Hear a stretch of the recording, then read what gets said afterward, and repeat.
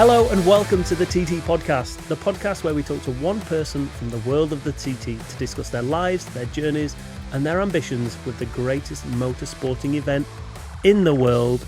And the greatest podcaster in the world is sat next to me. Hello, Steve Plater. How are you, mate? I'm alright, are you? Yeah, I think so, yeah. It's chilly in here today, isn't it? Busy, but it's always cold in here. And your t-shirt's the same colour as the wall. What, does that mean I'm blending in nicely? Camouflaged. Today's guest. Yep. Rob Hodson. Do you know what? I'm looking forward to this. I Yeah? don't know much. It's a massive motorcycling family, as we'll find out, but I don't know too much about them, so I'm on a little bit of a learning curve as well. Yeah, it's going to be interesting to talk to. I won't necessarily say he's making his way through the ranks, but every time he's coming to the TT, he's getting better and better. And Faster and faster in his career. Yeah, had a great Manx last year where he took the victory in the classic Superbike TT race. So, yeah, it'll be interesting to see what he's got to say. Shall we get him on? Let's get him in. Rob!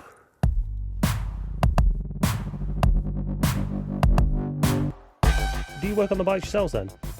We've got, end of last year, we decided what we was doing, and the Greenall team, who the classic Superbike I'll be riding at the Manxon, who I rode last year, they came on board, so they've done the majority of the spannering. Right. But for myself and a friend of mine, Sean, who I actually work for, we've done the running about, like, going to, take the bodywork to the paint shop, sourcing parts, talking to people, and there's been, we've been doing a lot of everything. So spannering on the bikes where we need to, but it's like mucking in, really. So with SMT, what is SMT? Because they used to... John ran that bike last year, didn't he? Yeah, so... So what does SMT stand for? SMT, it's Standish Metal Treatments. So Robin's business is, like when they do, probably like erecting this building, the steel work on it has got to have like a protective coating. So they get the steel in, shot blast it and put this special paint on that's like fire resistant. Right. So that's his business. But from like an SMT racing side, since, when did Rutter leave? Was it about 16, something like that? Oh, flipping out. It would have been, yeah. Maybe it might be a little bit later than that. Yeah. 16 or 18. Yeah. There, yeah. Whenever that was, as SMT was, it was no more. Yeah. Rutter left. Because it wasn't just Michael, it was the mechanics. Alec, the who was crew. full-time there, and there wasn't a team as such. Yeah. So Robin slowly got involved with ourselves and that, and it's been kind of, like I say, he owns the infrastructure behind the team, the Arctic and stuff like that, and owns a bike. So it's been kind of a case of everyone who comes with me has sort of reformed SMT, if you like, with Robin. So it's like a very different team to what it used to be, so yeah, but yeah, you see SMT racing and you think, oh, I remember them from BSB, Carl Harris and all that kind of stuff, but it's like, it's not really as it was. It's the same team name, but... Like Trigger's Broom? Kind of, yeah, but improved. Yeah, obviously. Yeah. Yeah. So we were just talking about race numbers and where you started, and one of the questions that we always ask normally at the start of the podcast is what does it feel like when you get that tap on the shoulder? Obviously, it's quite dare I say, a spiritual moment in that no man's land of going from the whole team being around you, them giving you the final pat off, you go through no man's land, you reach the guy who holds you on the shoulder, you tap on the shoulder. But like we said with the race numbers, your race number for the Superbike race this year was 22. Yeah.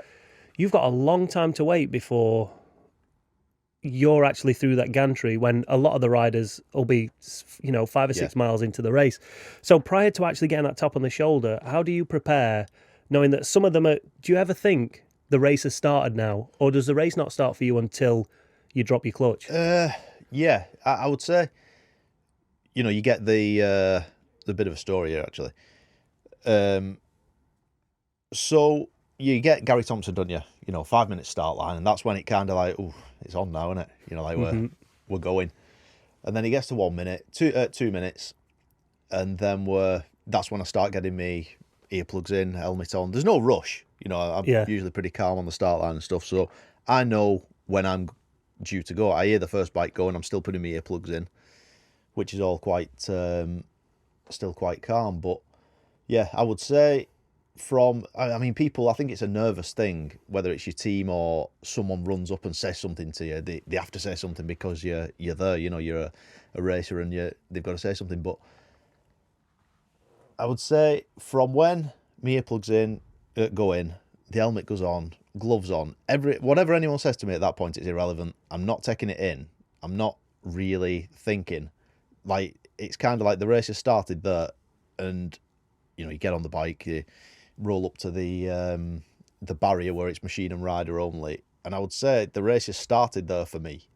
It's silent. It's just me and the bike, and we're rolling forward, and yeah, it's already on at that point, and you're watching the lads go away, and it's surprising if there's 6 bikes in front of you, you watch them go, and it's like it's gone instantly. You don't think it's 1 minute that, but as to the question with the guy tapping you on the shoulder, I can't actually remember ever feeling the tap on the shoulder, because practice, if you start from the on the road, I'm watching for the green light or coming on. As soon as that comes on, I'm going, and it's the same with the guy with the flag when it's your turn to go.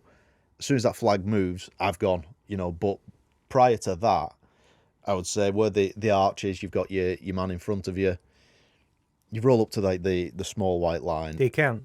Yes. As soon as they leave, I'm like, right, 10, 9, 8. And I usually get to the arch for when it's my turn to go at about 5, maybe even 4 seconds. I just roll up really slow, and you can kind of see like the fellow who holds you on the shoulder, a little bit of a panic in his eye, like, are you bothering or what? But by that time, it's like the apprehension, isn't it? If you sit there for bang on 10 seconds, it's like you're going to be feathering your clutch. You could jump the start or do something stupid. So it's just like all really calm up until that point. And yeah, I'm not known for being early for anything anyway. So how many times do you check it's in gear? Generally only once, because once I got to that first line, the 10-second line, knocking in gear, and I keep it in gear then until it's good to go. So I suppose everyone's got their own way of doing it, but yeah, it's just Then once your clutch drops, it's you're away, aren't you? You've started. And does the mindset change? Because, like I say, we've had a lot of people coming in. That moment, rolling up, to the moment the clutch gets dropped, they're, for want of a better phrase, shitting it. They are like the last place they want to be is right there. Yeah. But then as soon as that clutch goes, the only place they want to be is right there. By the time I've walked up from your truck or your caravan or whatever, I would say by that point I'm not too nervous, to be honest. It's kind of like a bit of a chilled area. As soon as you get up there, like I say, maybe my race starts before everyone else's, but I'm not too bad. It's the hour before, you've got to try and eat something, and you get to think, right, I've got to get my leathers on soon. That is the most nervous bit for me. Mm-hmm. Everyone's doing their own thing. The lads are taking the pit trolleys up and all that kind of stuff, and there's a lot going on. But for me, I just like to try and be as chilled as I can, and either listen to some music or whatever, and chill out as much as I can. But from that moment when you walk out the truck suited and booted, and you're going up the start line, I think, oh, why did I not just play football or something? Just to finish that off, when the fella on the little gantry flicks that flag, what's the first thing you think of? To go, like at the... As you're releasing that clutch, what are your first thoughts? What's what's priority then? Just trying to get a good start, and not missing for second gear. You don't want to hit the limiter in front of everyone, do you? False neutral or something. But yeah, it's one of them. You try and get a good start, and with the gearing you've got on, sometimes you've got to slip the clutch a bit more just to try and get that start. And once it's out, I'm straight on the back brake. We use a handbrake on the big bike now, so it's like control the wheelie a bit. Then there's a little rise on just as you go for second gear, a wheelie, and it's like all these thoughts are all like within split seconds.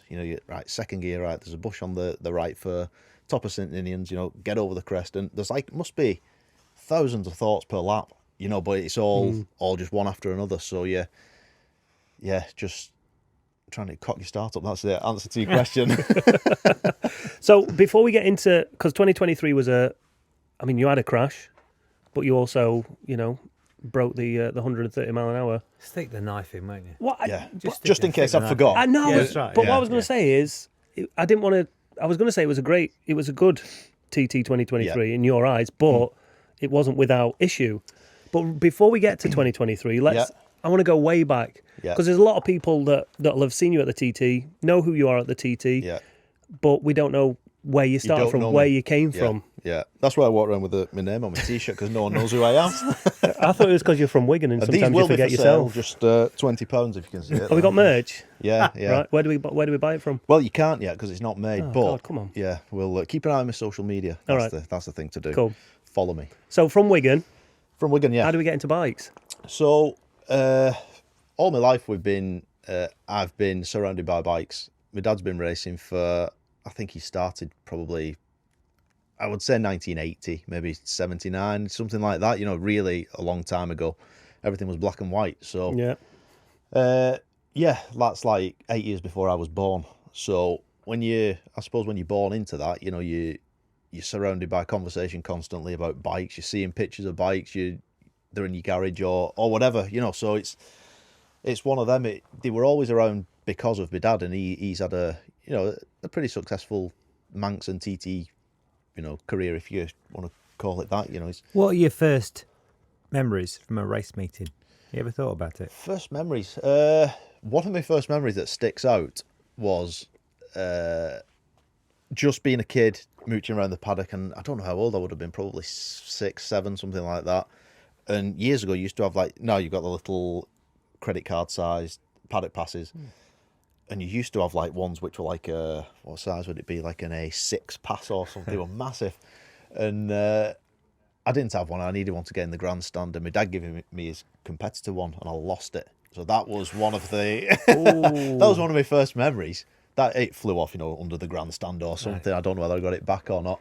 But yeah, mooching around the paddock and just being a kid, we had before that I suppose we had me and my brother had a Pee Wee 50, so that was good to go around, and we had our push bikes and that kind of thing. So we've always been, there'll be a few. Dean Harrison actually, he was always the same sort of, I suppose, the same sort of route as us. He was brought up in the paddock and flying around on push bikes and that. So when you say paddock, Rob, you mean the TT paddock? You don't. Paddock, so your dad was always TT racer. So, and the stat we've got here is that your dad Jim, third highest total TT starts ever, 123. Yeah, that's unbelievable. That. Yeah, so you've been there. I think I had a quick count up last night. 32 events, TT events. He raced at 32. Yeah, 32 years.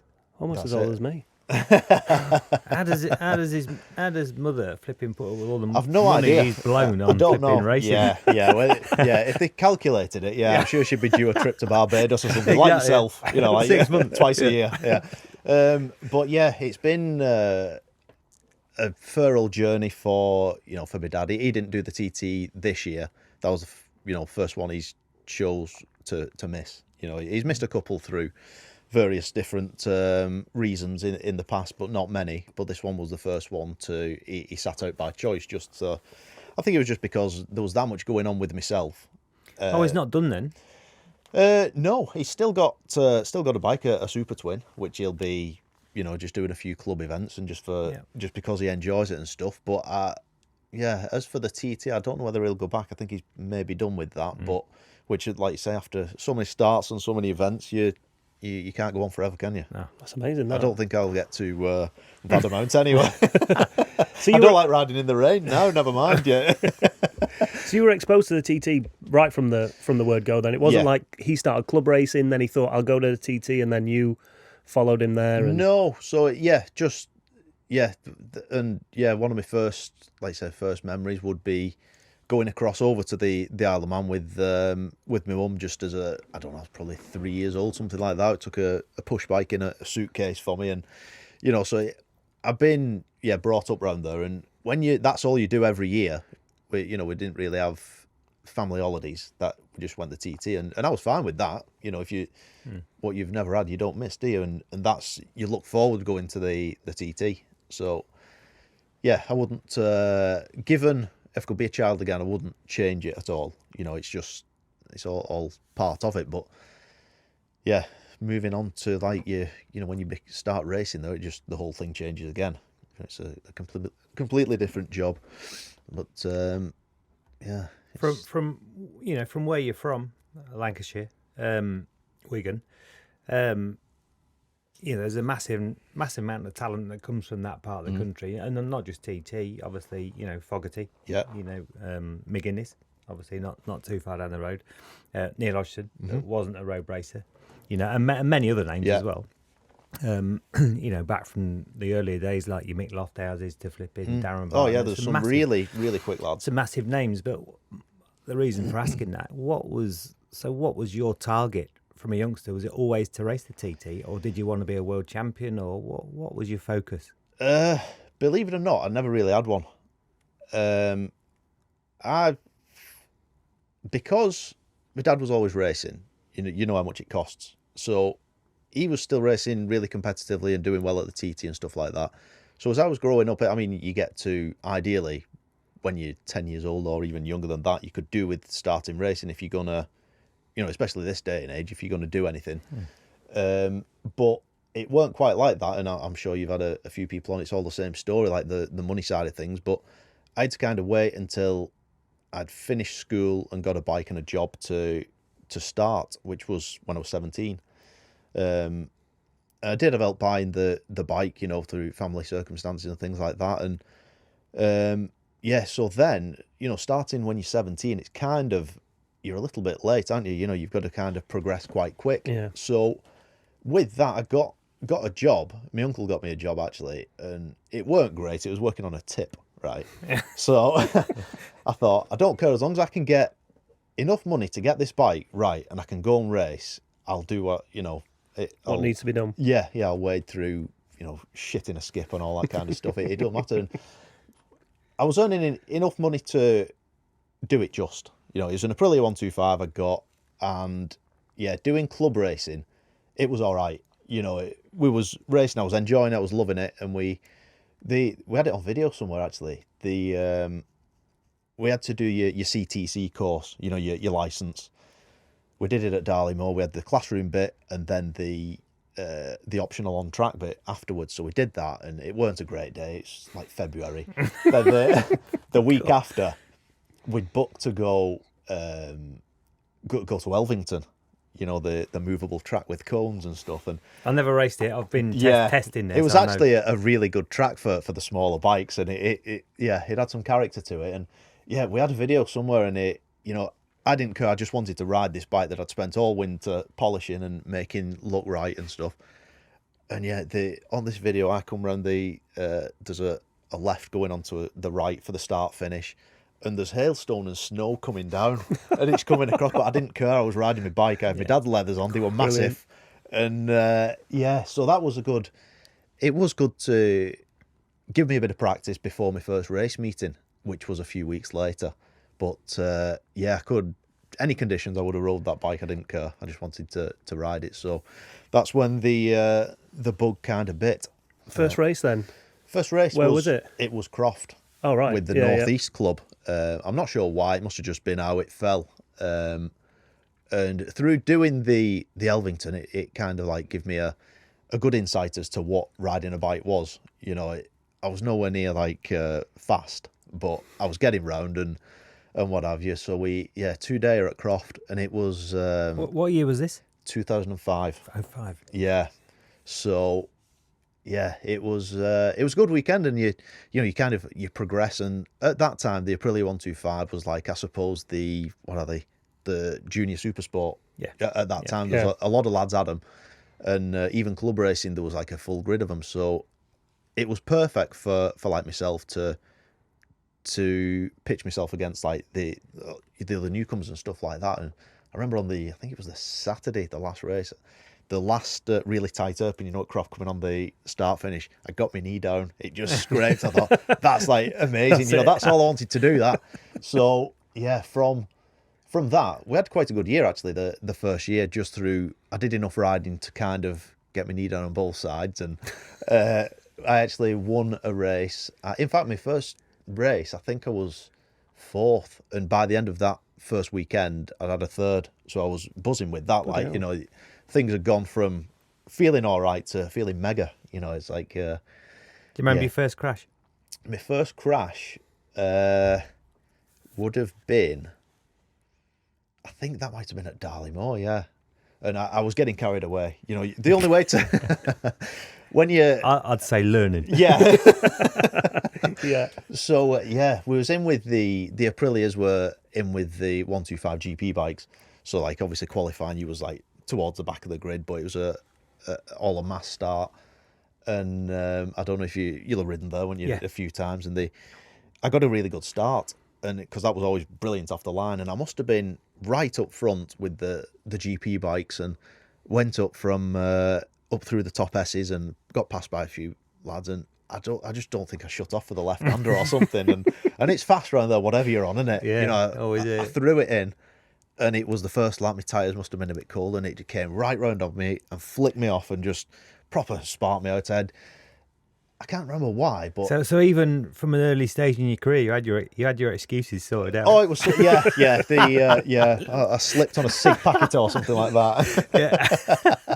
But yeah, that race for whatever reason, my dad said, "Oh, wear that." It was sponsored by KBC at that time, helmets, and he said, "Oh, wear that if you want," and I did. I smashed it up. So it was just on the left side though. So when I got back to the truck, I turned it so you could see the right side, didn't I? Oh, brilliant! He knew. Steve, question for you then. Can you remember your first crash? Yep. Where was it? Charlie's exit, Cabot Park. Up at the top. Yeah, you got off start line on the full circuit. Fast left coppice, and then you got it's a double corner really. So Charlie's coming out one, of Charlie it. two's coming out. Lost the front coming out. Yeah. Oof. And all my mates have been watching up there. It was really early in the first year racing, and you're just going faster and faster and faster. You know, like you say, and it's a steep learning process. And all mates come back and say, "God, I'm not surprised you crashed. Your flipping lean angle's mental." Oh, why didn't you come and tell me before then? You know. Yeah. Never forget your first one, do you? Blooming hell. So at that point then, like Steve attained to then, any sights on moving across to the TT, like using this 125 as a stepping stone to get across to the TT, or you're getting a bit of success, or you're thinking, well, not stick to really, the because like I said, just going back to the very start, you know, my journey of starting was delayed because we couldn't afford to, you know, we didn't just have my dad didn't have a load of money to chuck at me and say, go racing wherever you want. I was just going to say, you know, obviously the TT then for your dad was obviously a massive budget. Yeah. During the year, it must have been really difficult for him to help you out. Yeah, which on is the racing side financially. Yeah, which it was a good help because you know, he already had a race truck, he had an awning, some tools and things. So that's like a massive thing to start off with. But you know, when you've got to pay whatever it is, you know, 150 quid for an entry, or if you need something for your bike, he can't do that for himself and us too. My brother was racing at the same time as well. So we had to kind of look out for ourselves financially that way. So I was going from kind of meeting to meeting. I couldn't say, right, this time next year we're going to be BSB 125, you know, because I knew it weren't reachable. So it's kind of like, I don't know. I would say my racing days have all been like stepping stones, but somehow I've ended up on the next stone. You know, it's not been like without trying to get there. Yeah. I've not bought the next stone. You know, that if that makes sense. So when I very first started racing, my first few meetings, all I wanted to do was, I've always had like small ambitions, I suppose, for things. I just wanted to win a race. It didn't matter where it was. I wanted a race win. You know, maybe a trophy. I don't know what it was. And you do that and you think, oh, I've done that now. That weren't as good as I thought it was going to be. You know, like, what's next? All right, yeah. So then you want to win a championship. And I did that, a club championship in my second year of racing on the same Aprilia.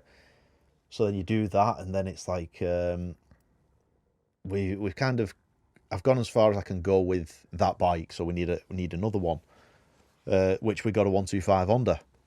My brother had got one the year before, so a GP bike. Yeah, Honda. So he'd kind of, I got one Honda 125. We kind of copied what he'd done because he'd had like loads of trouble with it, and they're just a nightmare, aren't they? You know, they are. If I could change one thing through racing, I would probably have done about 4 or 5 meetings on that bike, sold it, and got a 600. Spent 3 years learning how to ride a big bike. But once you're in with both feet, you're in it, committed. And to be fair, we got they're an expensive bike, and my granddad helped a lot where he could get in us engine bits and things like that, and we had good success between us. We'd won club championships and things, and we'd done the odd BSB like at Oulton Park, and I scored a couple of points in, I think, 09, possibly something like that. So was doing as good as we could with what we had, and we did enjoy bits, but when you start, I was still in the same job, sifting through skips. So all right, the money might have gone up a little bit, but not massively. And when you go out and a 125 seizes up straight away, you're not doing that on 150 quid a week, are you? Yeah. Mm-hmm. So that it became a struggle. Like when Honda stopped producing the flat top pistons, so you could run one of them to I think it was 300 miles or something like that. But the aftermarket type, you was getting 150 miles, and rings were snapping, and Really? you were doing Bloody hell. it weren't much at all. So when you're constantly getting barrels replated and you're buying a piston kit, you're 1,000 quid in, and it might happen again. So my head went down with it. We did 07, 08, 09, and then we got to the end of that year, had more trouble. And don't get me wrong, we had we won club championships, like saying, had good times at the with the BSB with it.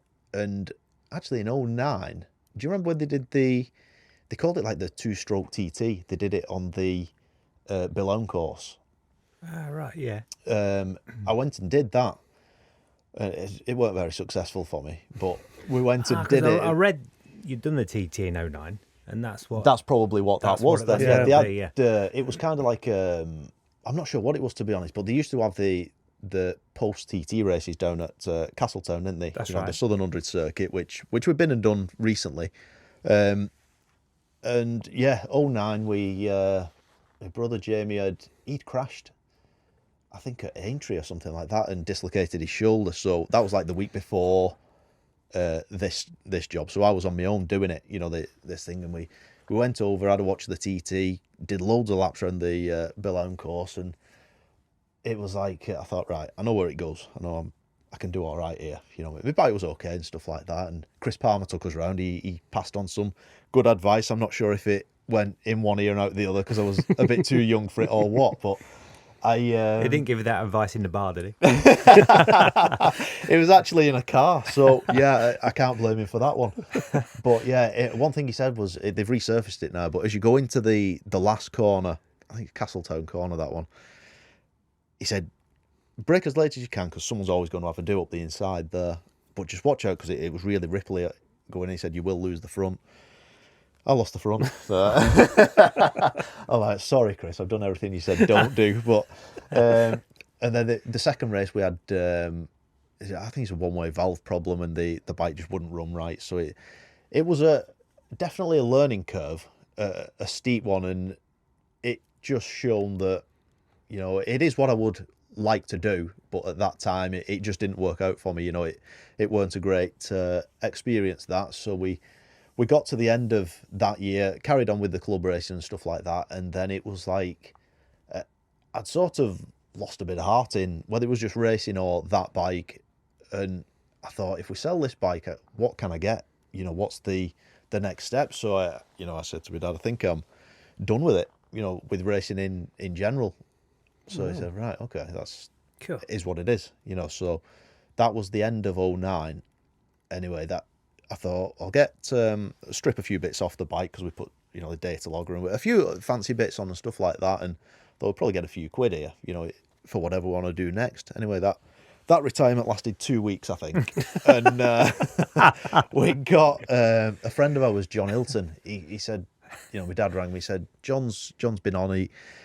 And John used to ride a good friend of ours, a ZXR 400, and the head gasket had gone on it and just been parked in his garage. He said, put it back together, you can use his bike, he'll chuck a few quid into keeping it going. If you're selling your bike, you've got a few quid there. I thought, it sounds all right, So the leathers didn't even have time to get dust on them, and we're back out in 2010. So that was another another bit of a situation because we just had loads of problems. I'm not sure what it was. We were doing bottom ends on this 400. So once we got the bike built up and we're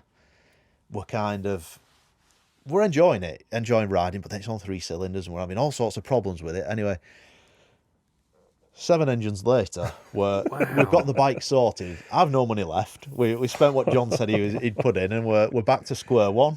So, yeah, but again, for 2010, we had a nightmare with it. It took a lot of sorting out, and we rode it in 2011, which we won a club championship on it, which was all right. We got it. Yeah. I really enjoyed riding that bike in the end. It handled mint, and it weren't the fastest. It was like 74 horsepower or something like that, but it was equal to what I was racing against at the time, and could ride it quite hard. So, yeah, after that, we kind of done our bit with that, and it was unfortunate. Like for I think it was end of 2010, possibly 11. My granddad passed away, so with that, I'd had a chat with mum and dad and what have you, and they agreed with with him passing away and stuff like that, he'd left a bit of money for us, so they'll give us that. Me and my brother Jamie, it's up to you what you spend it on. So I went and got another friend of ours, Danny Smith. He had a good R6. I said, right, I'll have that. So we got that bike, and it was a really good bike. It used to be one of Dan Neen's, so it had the Super Sport engine and Maxton suspension and things like that. So it was that was kind of the next step of progressing, after being at a real low with the 125 and then kind of doing a bit on the 400 just to keep me hand into racing and stuff like that. This was like the next kind of serious step. So it was good bike, and again we won a club championship on it. I had some really good times with it and stuff like that, and then we was getting towards, when was that? That was 11. So 12, we're still riding the same bike, but it's the same old thing. You get a bike like that, and then it comes to the time where you think, right, the engine's getting a bit tired now. It comes to refreshing it, and suddenly it's like, right, okay, well, how do we do this now? Yeah. It's not exactly cheap, is it? So yeah, we kind of 2012 we started the season. I can't remember whether I had a crash at Alton Park. I think I qualified quite bad. It was only a club meeting. Qualified quite bad. Put these Bridgestone wets on. I remember Bridgestone wets being mega, on the 125s. I thought the best you can get. So set off like a scalded cat in the race. Got to, is it Fulston chicane, the first one after Shell Oils? Yeah. And I'd gone from like... Here's his chicane. Is that the one? So I'd set off from like right near the back, and I was up to like 5th by there. I'd really got my finger out anyway. I went in, lost the front, and trashed the bike. So that was more expense again. But somehow stuff like that, you can make a mess of things, and somehow you come out and you can find ways of fixing it, can't you? You dig deep and find ways to get over it. All the way through this time, that era, should I say, of coming through and obviously blowing all your own dough and close family and close friends' money on this and that, and coming through. Your brother was he a little bit older than you? A couple years older, he was. Jamie? I think he was 5 years older than me. 5. Yeah. He was obviously racing as well. Yeah. So were you sharing bikes? Was he doing the same thing, having the same aggro? Was he better than you? Was you chasing him, his level? I didn't know your brother. Yeah, so he started racing in 2004, a year before me. Yeah. He was like older, so it was the same situation. Couldn't really start racing until he bought his own bike and that kind of thing. So yeah, to start with, up until I would say I started in 05, and he was winning club racing. I'm like, I don't know how he's going that fast. When you see someone going really quick, and did that get on you? Did it get on your nerves? A little bit, but I was trying to think, how can I do that? Yeah. You see someone who's that much faster. So that was like, he was kind of a benchmark, which I kind of caught up to at the end of the first year. So he'd moved on to the 125 GP bike, which he did one meeting where he rode both, which didn't really work, swapping to and from. So I think it would have been the Stars at Darley meeting. He rode both bikes, and in the Aprilia class, I think he raced it then, and I beat him. That was the first time. I thought, right, we're really on it now, So, But then when we both had the 125 Hondas, it was pretty similar, to be honest. We had some really good close races. He was probably a better small bike rider than me. Right, Once we'd moved on, like a lot later, when he had the R6 and I had mine, whether it's just how we're, physically built or what, or just our riding styles, he struggled a bit more than me, and considered getting maybe a super stock bike, and which I don't think would have been the right thing for him at the time. It's just, when you want a different bike, you're not sure what direction to take, and it's he just stuck with the 600.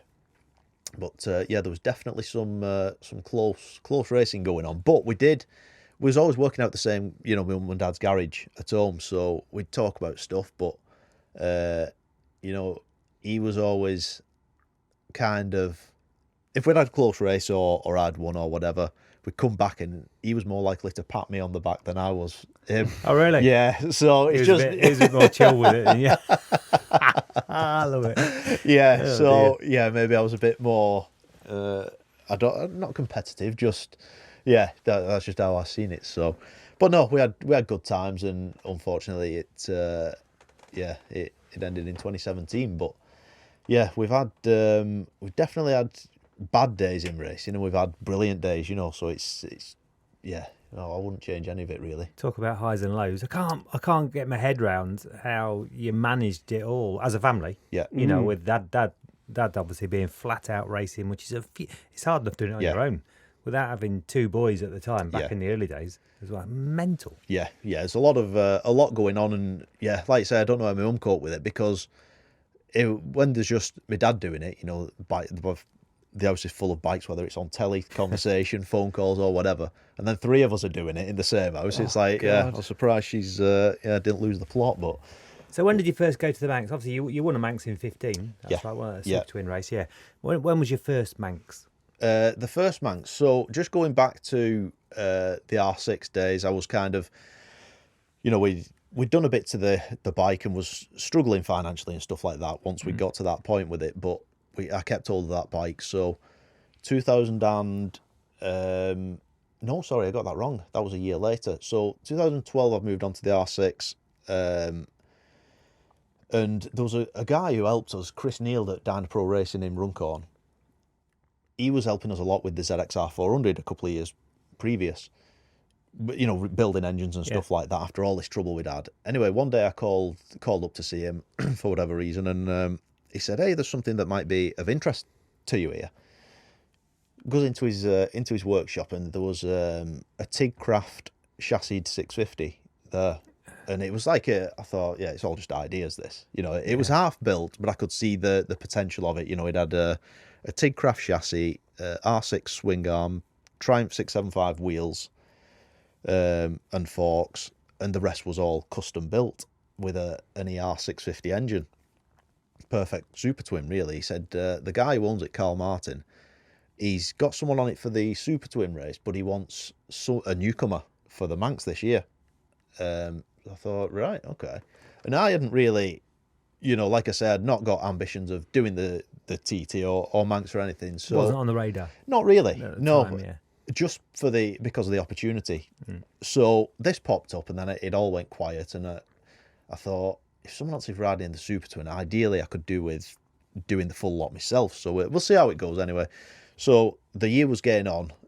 We've been the TT with just watching my dad and stuff like that. And then after that, there must have been possibly a week, maybe two, before the entries closed for the Manx. Chris rang me and said, "I've got some good news for you. The guy who was doing the super twin race on this bike has pulled out. So if you want it, the bike's yours." I was like, "Ooh, I weren't expecting that, and I'm not sure I wanted it." You wait for that opportunity, and then it comes, and you're like, "Oh, I'm not sure about that now." So I said, "Right, okay, let me have a think. I'll give you a bell back." So spoke with my dad and weighed a few things up, and I thought, right, should we just do it? So I said, right, we'll do it. I'll get the entry in. So we did. Sorry, and you your dad, he was keen on you going. Yeah. He was he weighed it all up, and at first with this other guy who was meant to be doing the Super Twin race, he weren't that keen because he thought, if we're sharing a bike, how's practice going to work? It's never going to work out, is it? So we said, yeah, right, okay, we'll do it. So I'd never met this Carl Martin before. I just knew he was building this bike and I could have it. So he said, the bike's going, the year's getting on now. And it was like, I'd missed all the, where you could go across for like the coach trip and, like the newcomers introduction. So I had to get around that. And so we flew over. My brother Jamie, he'd said, well, if you're doing it, I'm going to do it. I thought, right, okay. So he was doing it on his own R6, which was the perfect thing.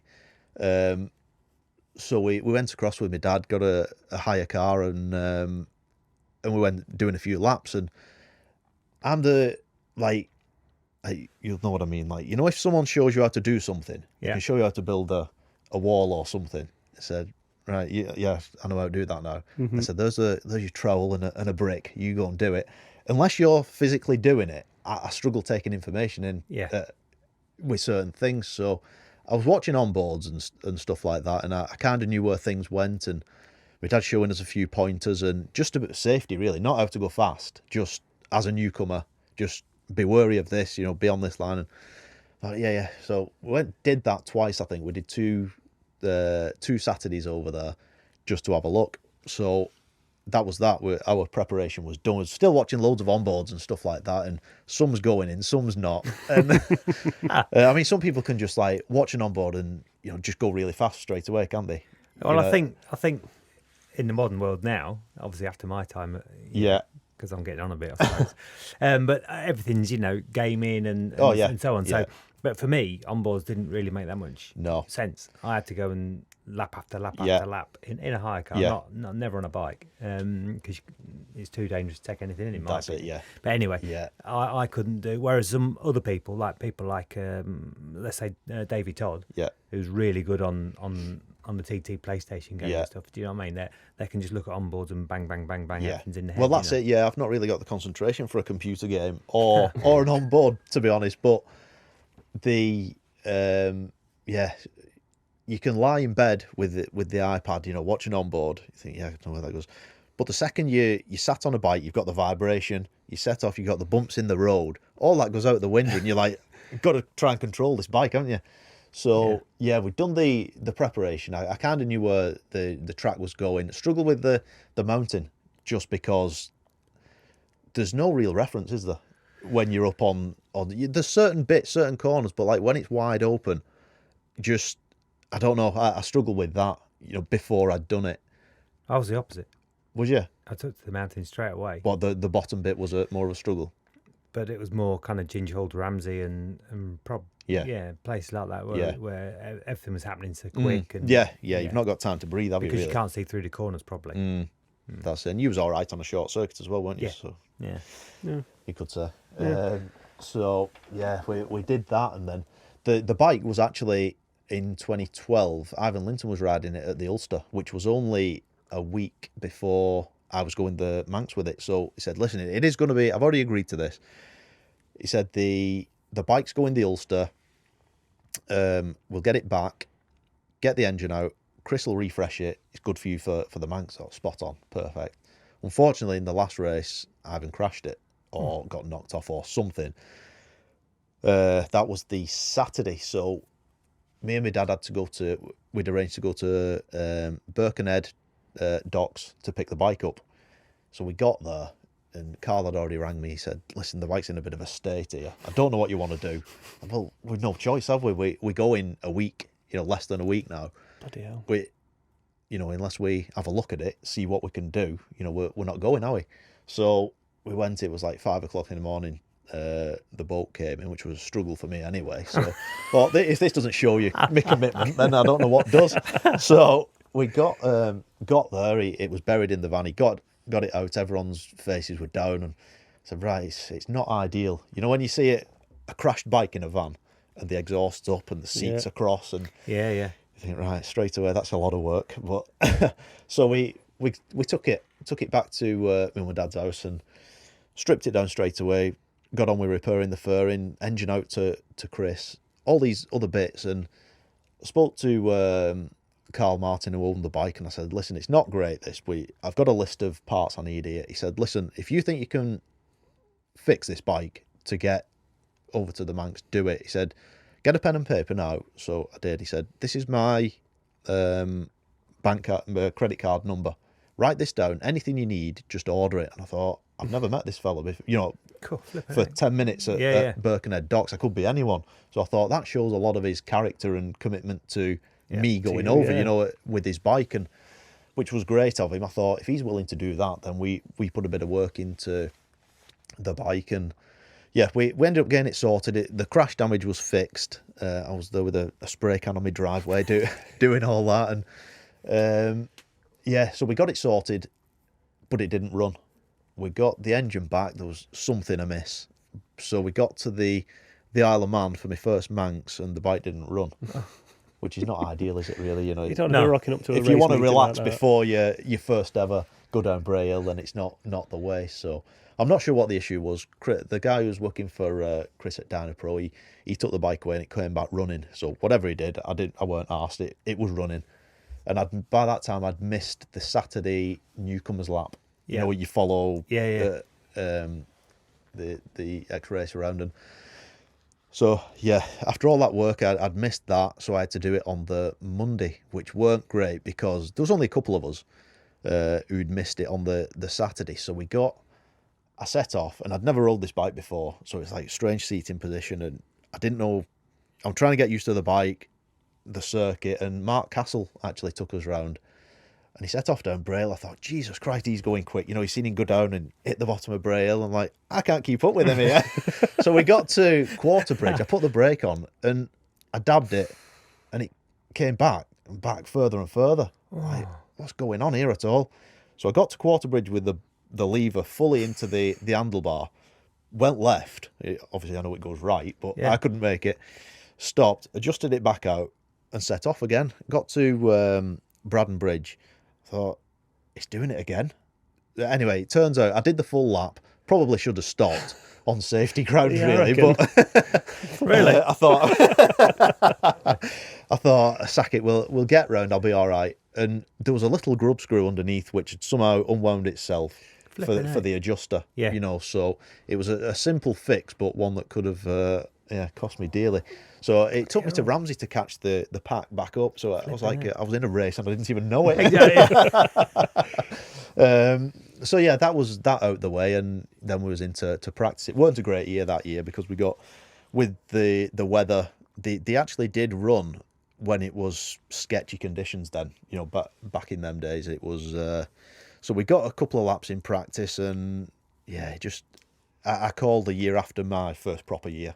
You know, just because of how it ended up. And I finished fourth in the newcomers race, newcomers B, which was happy enough. It would have been nice to get on the podium, but I thought, with what's gone on before and while we was there and everything, I'll take that. You know, by the time the newcomers race, the Super Twin race came round, I think I was lying in about 7th, something like that, and the rod snapped in the engine. So that was us out of that, and that was the story of my first Manx. So yeah, definitely a character building experience for my first go. Okay, we're going to take a pause in the podcast right here. There's still plenty to discuss next time. In fact, here's a teaser right now.